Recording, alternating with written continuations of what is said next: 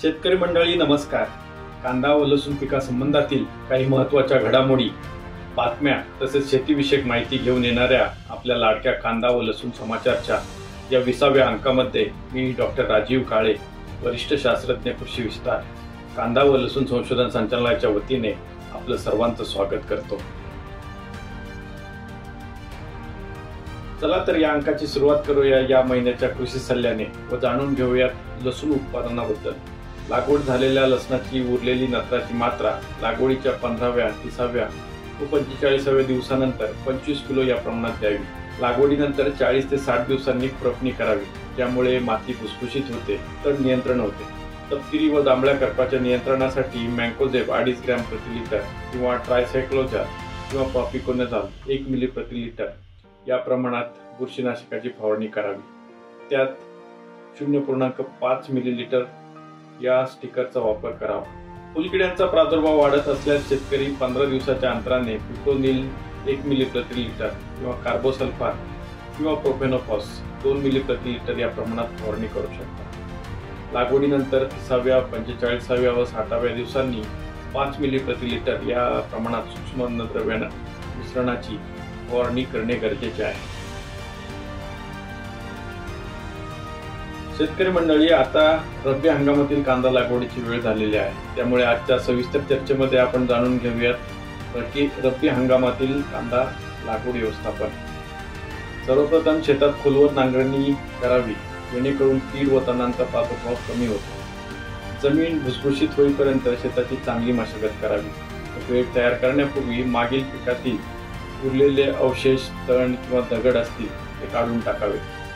जमीन बांधणी करताना चांगले कुजलेले शेणखत किंवा कोंबड खत किंवा गांडूळ खत 5 टन प्रति हेक्टरी या प्रमाणात शेताच्या नांगरणीच्या वेळेसच जमिनीत मिसळावे. मंडळी, कांद्याची लागवड ही BBF पद्धतीच्या गादी वाफ्यांवरती करावी, ज्याची उंची 15 सेंटीमीटर, रुंदी 120 सेंटीमीटर व सरी 45 सेंटीमीटर असेल. ठिबक किंवा तुषार सिंचनासाठी रुंद गादी वाफ्याचे तंत्र फार उपयोगी आहे. ठिबक सिंचनाच्या वापरासाठी प्रत्येक गादी वाफ्यावरती 16 मिलीमीटर व्यासाच्या 2 लॅटरल 60 सेंटीमीटर अंतरावरती पसराव्यात व 2 ड्रिपर मधील अंतर हे 30 ते 35 सेंटीमीटर इतके असावे. त्याचा विसर्ग दर हा 4 लिटर प्रति तास असावा. तुषार सिंचनामध्ये 2 लॅटरल मध्ये अंतर हे 6 मीटर इतके असून त्याचा विसर्ग 135 लिटर प्रति तास इतका असावा. खत व्यवस्थापनामध्ये रासायनिक खतामध्ये 20 किलो नत्र, 40 किलो स्फुरद, 60 किलो पालाश प्रति हेक्टरी या प्रमाणात शेवटच्या नांगरणीच्या वेळी जमिनीत मिसळावे. तसेच पुनर्लागवडीच्या 15व्या, 30व्या आणि 45व्या दिवशी उर्वरित नत्राची 26 ते 27 किलो मात्रा प्रति हेक्टरी या प्रमाणात द्यावी. कांद्याच्या अधिक उत्पादनासाठी 15 किलो प्रति हेक्टरी पेक्षा जर जास्त गंधक पातळी असेल तर त्यावेळी जमिनीत 30 किलो गंधक प्रति हेक्टरी वापरणे पुरेसे आहे.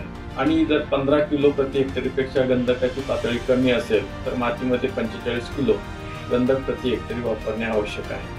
कांदा पिकात तणाचा बंदोबस्त करणे फार गरजेचे आहे.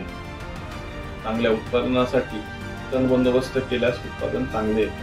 लागवडीपूर्वी किंवा लागवड करते वेळी जमिनीत पुरासा ओलावा असताना ऑक्सिक्लोरोफिन 23.5% EC 1.5 ते 2 मिली प्रति लिटर किंवा पेंडिमिथिलिन 3.5 ते 4 मिली प्रति लिटर या प्रमाणात फवारावे.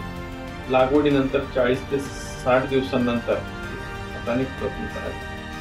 पुनर्लागवडीच्या वेळी रोपांची मुळे कार्बेंडाझिम 1 ग्रॅम प्रति लिटर किंवा कार्बोसल्फार 2 मिली प्रति लिटर या दोन्हीच्या द्रावणामध्ये 2 तास बुडवूनच लावावे.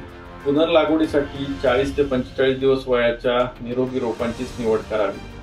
कांद्याची लागवड 10 बाय 15 सेंटीमीटर अंतरावर करावी व रोपाची लागवड करण्याआधी त्याच्या शेंड्याकडील 1/4 भाग कापून मगच लागवड करावी.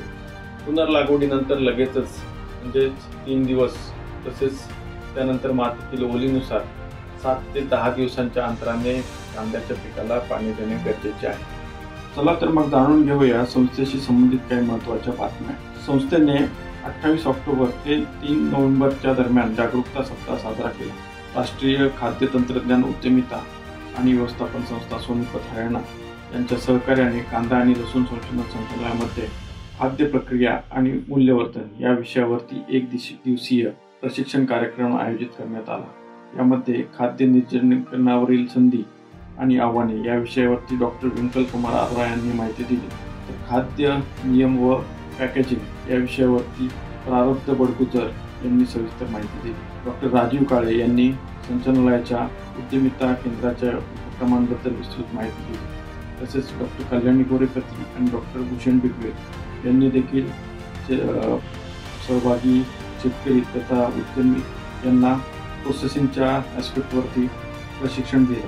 या प्रशिक्षण कार्यक्रमामध्ये फळे, भाजीपाला निर्जलीकरण, आले लसूण पेस्ट, कांदा पावडर, भाजीपाला चिप्स आणि बटाटा फ्रेंच फ्राय तयार करण्याचे प्रात्यक्षिक सत्र आयोजित करण्यात आले.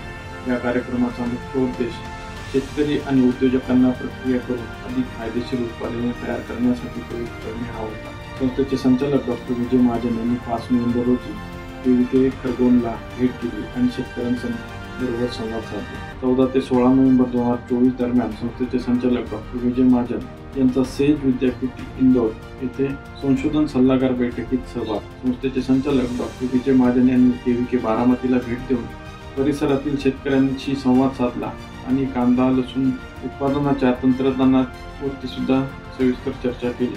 शेतकरी मित्रांनो, यावेळी उत्तर प्रदेशातील एका शेतकऱ्याने अनुज कुमारने एक प्रश्न विचारलेला आहे की रब्बी हंगामातील कांदा व्यवस्थापनामध्ये तणाचं नियंत्रण कसं करावं.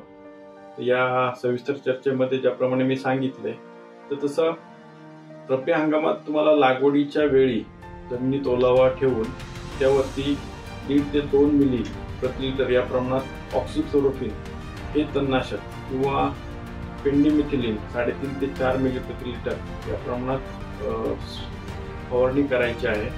त्यानंतर 40 ते 60 दिवसानंतर एक हाताने खुरपणी करायची आहे. या पद्धतीने जर तणाचं नियंत्रण केलं तर शेतकऱ्याला चांगल्या पद्धतीने तणाचा बंदोबस्त करता येईल. शेतकरी बंधू भगिनींनो, कांदा व लसूण पिकाशी निगडीत समस्या सोडवण्यासाठी आपण संस्थेचा व्हॉट्सअप क्रमांक किंवा फोनवरही संपर्क साधू शकता. त्यासाठी संस्थेचा व्हॉट्सअप क्रमांक आहे 8459715576. संस्थेच्या यूट्यूब चॅनलला सबस्क्राईब करायला विसरू नका. या अंकामध्ये इथेच थांबूयात. पुन्हा भेटूया नवीन अंकात, नवीन तंत्रज्ञान, नवीन घडामोडी तसेच तुमच्या समस्यांचे समाधान घेऊन. तोपर्यंत नमस्कार. जय किसान, जय विज्ञान.